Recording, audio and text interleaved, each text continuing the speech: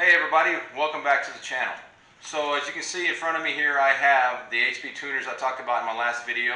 I actually ordered it, I received it. It's the HP Tuners MPVI2. And like I said, I'm going to take my time on doing the tune and working with it. So today, toward the end of the video, I'm going to try to include maybe a couple of adjustments that I've made to the truck. I actually haven't done anything to it yet. The box is still unopened. And I've been watching a lot of videos, reading a lot of forums, reading the HP Tuner forum, and quite honestly, I'm not really comfortable with it yet. These, there's a lot of information out there.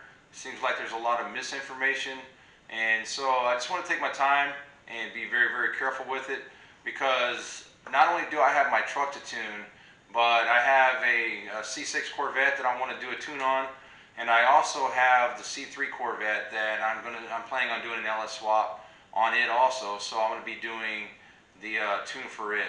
So that's why I felt it was kind of financially worthwhile for me to go ahead and purchase this and take the time to learn it, so that I don't have to pay somebody, 3 different tunes. So I want to introduce you, like I said, to the C3 Corvette.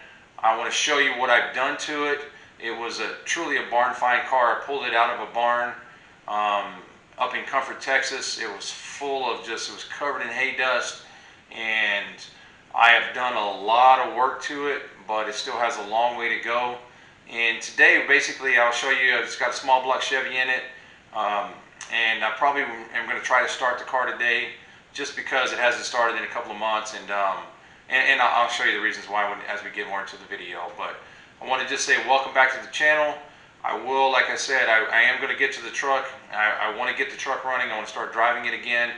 But I want to make sure I do my due diligence, make sure I have all my ducks in a row before I start tuning on it. So anyways, let's jump into the video, and we'll go from there. I want to go ahead and, like I said, I want to start the C3 today.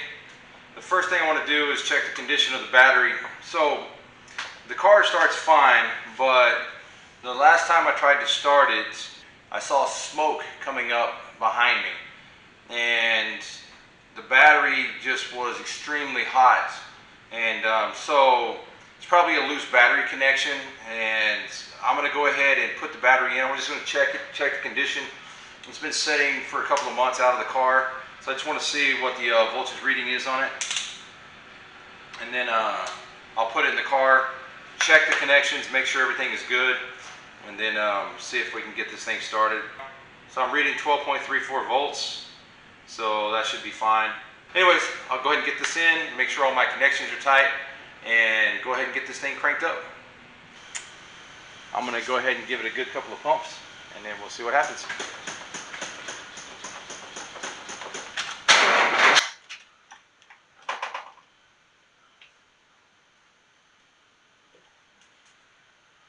Okay, everything seems to be good with the battery. It's just a matter, like I said, it hasn't started in quite a while.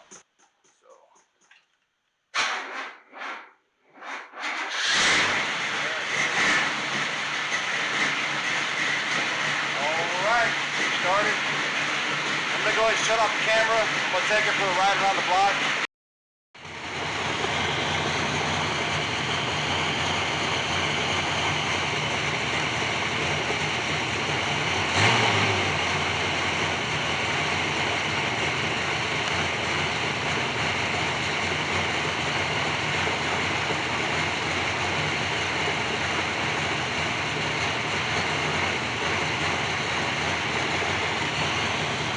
So as you can see at idle, at the oil pressure is around 12 psi, but sometimes when I'm driving it drops down to about 5, like when I come to a stop. So that's kind of concerning to me, and so that's one of the other reasons I'm thinking it's just time to go ahead and swap out this engine. Like I said, do the LS swap on it. So anyways, I wanted to show the issues with the other car.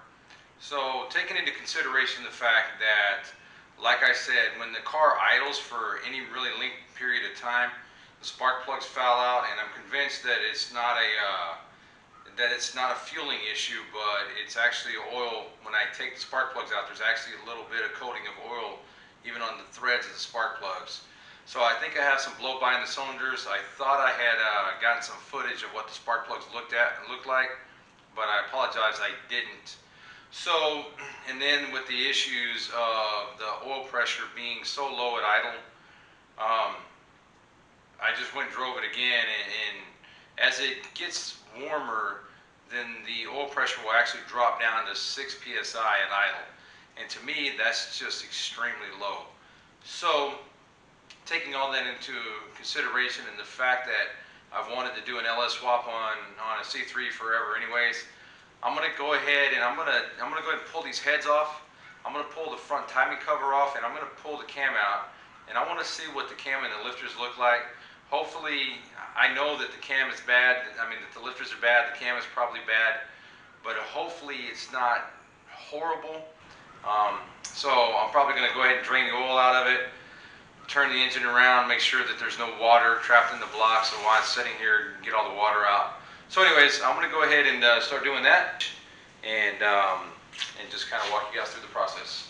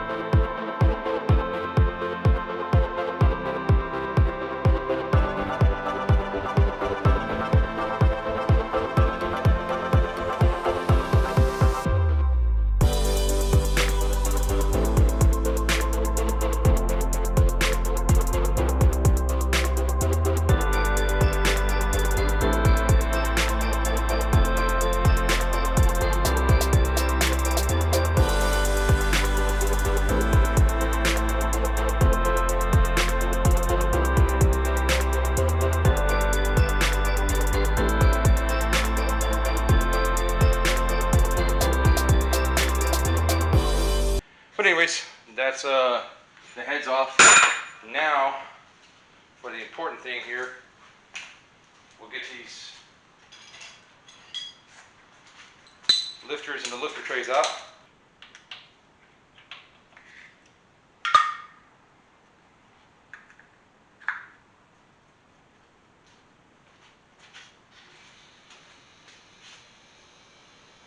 So I don't see any issues here. Those look pretty good. Okay, 2 and 4 look good also. So this will tell us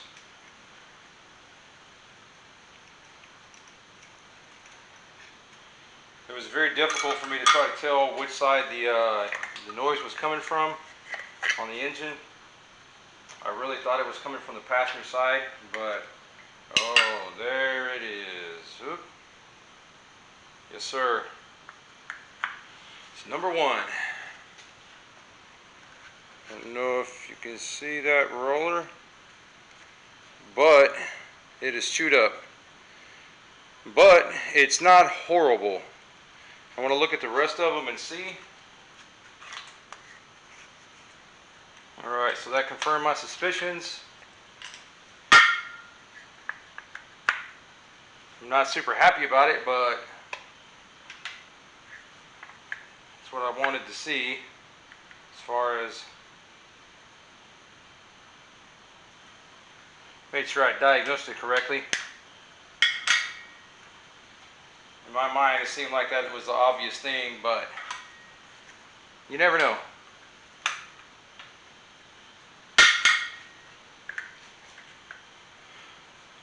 So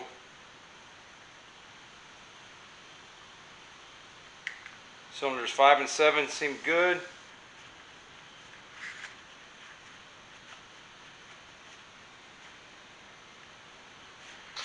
So I don't know if you will be able to tell, but I talked about this when I was rebuilding the engine on the truck, that these lifter guides are kind of the Achilles heel of the LS engine. And this one here, which is the one that's worn out, there is some relative play, some what they would call axial play between the lifter and the lifter guide. This one's much tighter, this one's tighter, and so the question is it the wear on the lifter guide that causes the lifter, which I believe is what it is, and you can kind of see the wear marks in there. So anyways, that is the problem, and now I'm going to go ahead and get the cam out.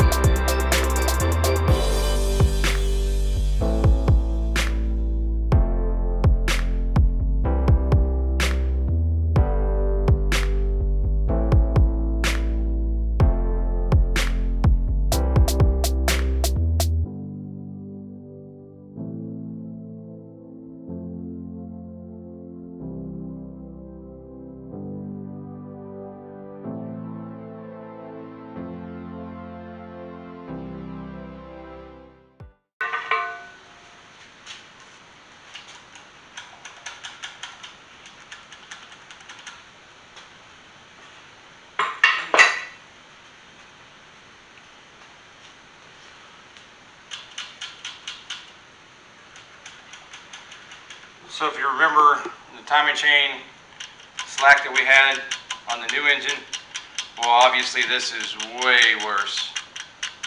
So we can see how much slack this thing has. It's way out of spec. So anyways, this time, I mean, this engine was definitely due for an overhaul, so it's a good thing that we're here. That is just a lot of slack.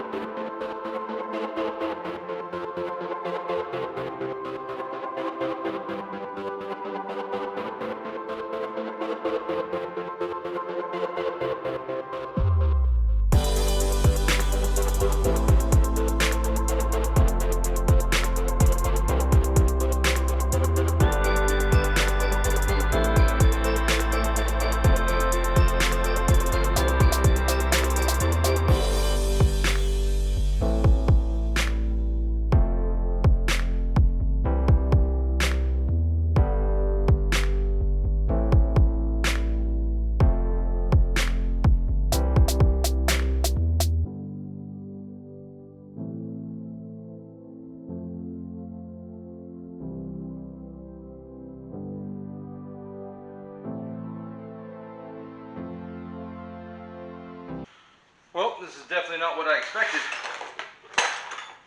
So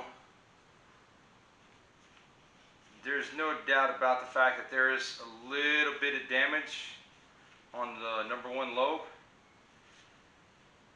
But what I find interesting is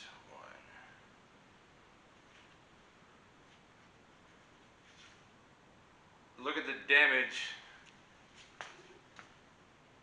on number 7. So that is interesting, because I didn't see any damage on the lifter. Take a look at it again.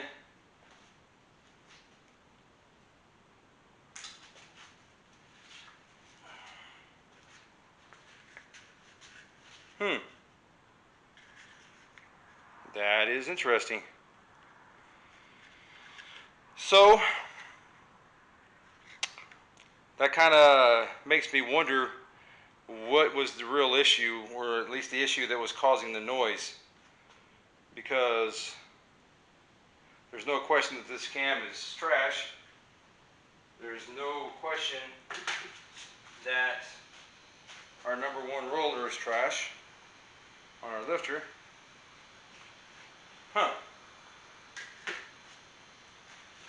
Well, I find that interesting. So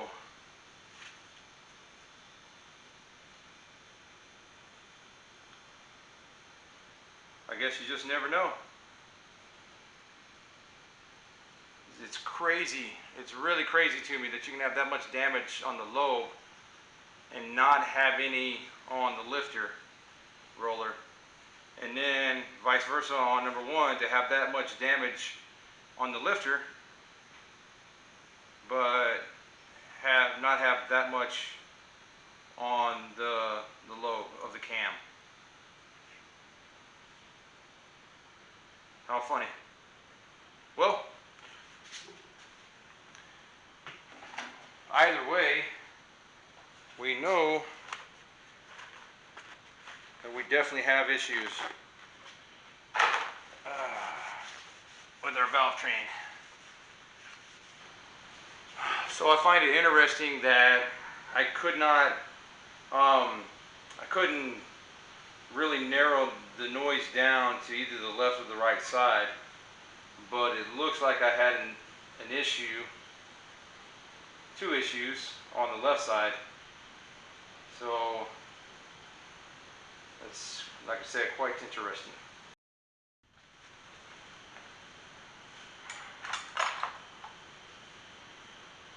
So I was just inspecting this a little bit further, and I think I have a little more issues than just worn lobes in the cam. If you look here, we have some wear, and I'm looking at our cam bearings, and they definitely could use some replacement. So it's kind of a joke. I see people in the LS community saying, whatever you do, don't look at your cam bearings. But yeah, these are definitely in need of replacement. So it's probably something that's going to require a little more work than I anticipated, but that is what it is. I definitely would not want to stick a new cam in here. It's pretty rough, but it can be done, and it's going to have to be done because, like I said, it's not pretty. It's not. I mean, yeah, it's just definitely not good. But like I said, I'm going to go ahead and stick that other cam in here just because I want to take a look at it also in comparison to this one. And it's a little more work than, like I said, I bargained for, but hey, it is what it is. So this block will probably be going to the machine shop, and we'll go from there.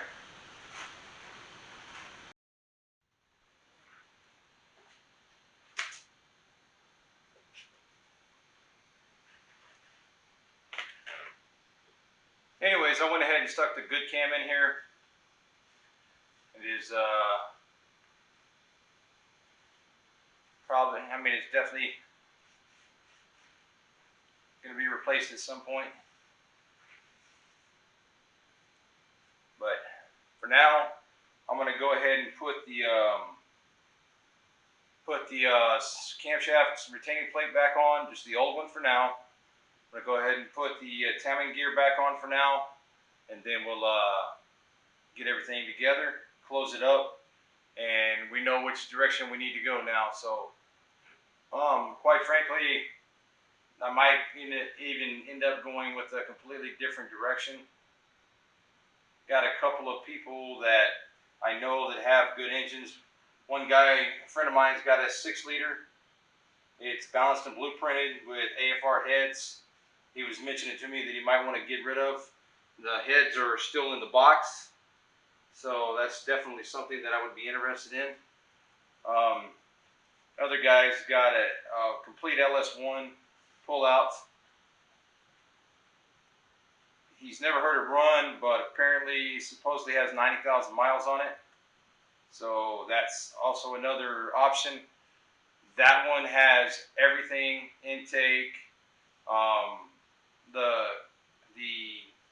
F-body oil pan that I would need for this car. It has the wiring harness, even comes with the transmission, even though I probably would not use that.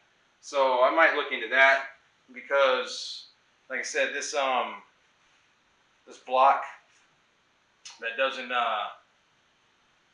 give me a warm fuzzy looking at everything, and by the time I would spend the money getting this thing machined and getting it ready, might just end up being better off going with one of those other options. But I'm going to look into it, and we'll definitely make a decision here pretty quickly. There was no question, though, that it was a failed lifter. 2 failed cam lobes, even though there was only evidence of 1 bad lifter. But I'm pretty sure it was the number 7. Pretty sure it was the number 7 that was making the noise, just because of the step in the cam lobe.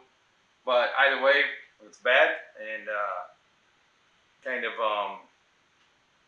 now we know which direction we need to go. So I'm going to get everything wrapped up here, clean up my mess, and I'll get back with you here in a few minutes. You can probably see that the sun is about ready to set on me here. It's getting late, so I'm going to go ahead and end the video here. I've got to go and get all the video footage together, get it edited. So anyways, I hope you guys are excited about the new build. The truck is not forgotten. Trust me, like I said, I'm just kind of studying up a little bit. I want to make sure that all the work I did wasn't for nothing. When I do get in and actually tune it, I want to do it correctly. And so I am going to tinker around with the software a little bit here, probably later tonight. Just get into it, get registered and everything. But I'm not actually going to get to do any tuning today. So anyways, like I said, thank you for joining me. Hope you enjoyed the content, and if you did, please like, share, subscribe, and we look forward to seeing you later. Thanks.